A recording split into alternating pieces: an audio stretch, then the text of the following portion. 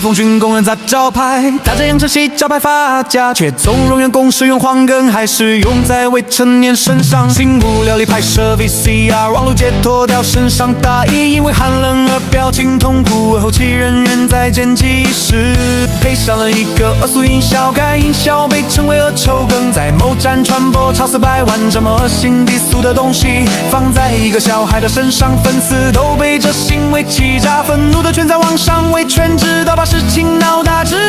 后，公司才出来发个声明，态度坚持敷衍到极致，还在维护该后期人员，专门说误会无解除，还有音效是热门素材，并不知道背后的含义。一个深谙某站的公司说不知道这音效含义，你讲给鬼听鬼都不信，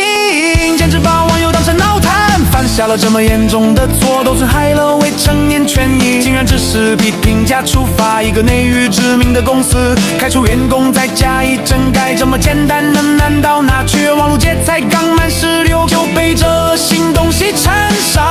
并且粉丝全部扒出来，23年就用过这音效，受伤害的还是网路界，吓人的是那会才13，还是在上初中的年纪就被员工搞恶意趣味，这不是故意的，是什么狗公司更完全不作为，不在乎小孩身心健康，或许更是删掉了生命，看来是不愿意给交代，完全是明晃晃的针对公平，从来不给网路界无聊使用网路界黑称，会给别的人丑图大骂，但是网路界表情一波